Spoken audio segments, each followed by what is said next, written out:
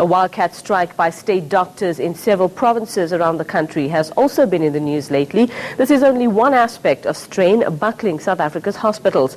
Technology and closer working relationships to leverage the private health sector skills are urgently needed to address growing challenges in public hospitals and to fund reform for the health sector. To talk to us more about this, we're joined now by Louis De Silva, Managing Director of HealthBridge. That's a health information exchange company. Good afternoon, Louis. Thanks for joining us. Thank you. If you want to just explain to us, give us a quick crash course on how a partnership like this would work, a public-private sector partnership in the healthcare system. Sure. I think there are many opportunities. I think what we have is a public healthcare sector that is in desperate need of a revamp. At the same time, we have a public sector that is really world-class and certainly has built up a lot of skills and a lot of technologies that can be leveraged. I think the key is how you can get the skills on the one side from the private healthcare sector to be applied and help the public sector really to work together at the end of the day. Do we already have partnerships like this working in our system already? There have been a few that have been attempted but really those have been disparate. I think given the way forward with the national health insurance and so on, I think right now the real need is to do that at a national scale and not just maybe on a per hospital basis or so. Now, when it comes to our public healthcare system, how would public and private partnerships actually benefit, and who would benefit the most from a partnership like this? I think the first thing we're finding is that there's a lot of financial strains in the healthcare sector. And where we came across some interesting information is, for example, that just in the Gauteng province, there's about 426 million rands worth of bad debt outstanding from hospitals.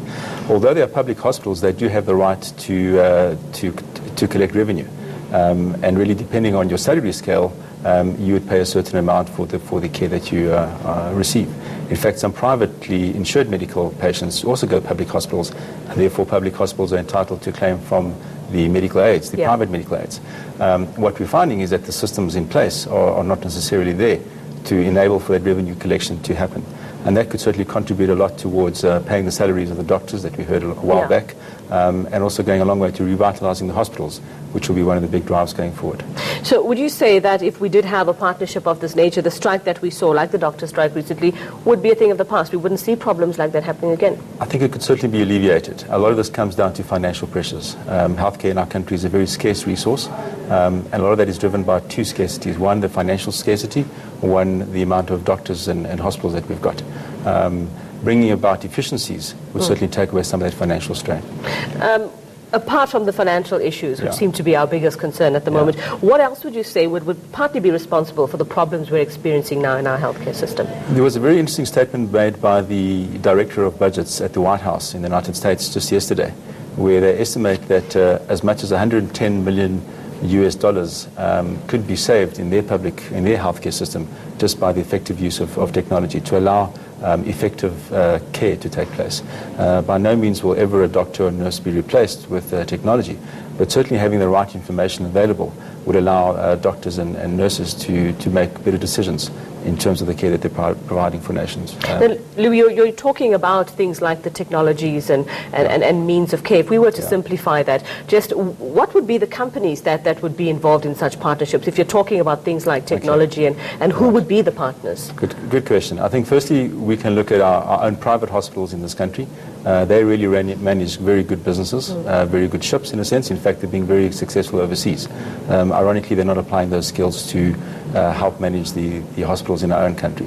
So I think there's a very specific example of certainly where there are certain specific companies, we know who they are, the big hospital groups, that could certainly lend a hand to really provide best practice in terms of how to manage a hospital. That's not to say that the people at the public hospitals aren't doing all they can under the circumstances. I, in fact, just recently, yesterday, was exposed to the public healthcare sector from a family member's worker who had to go to a public hospital.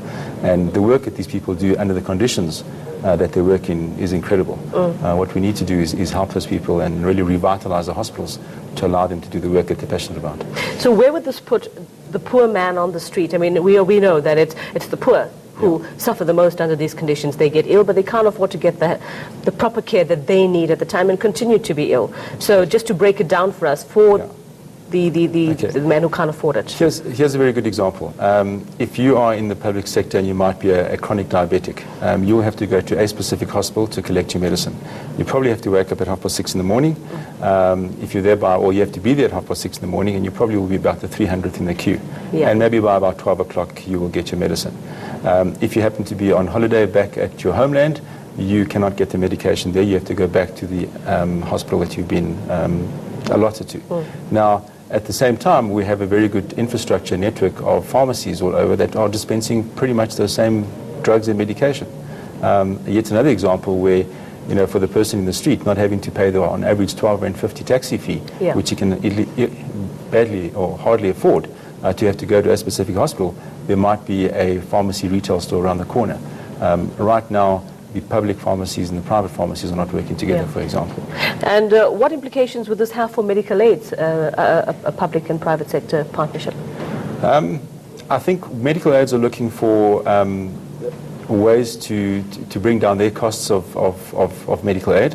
Part of it is obviously looking at facilities that they could look for.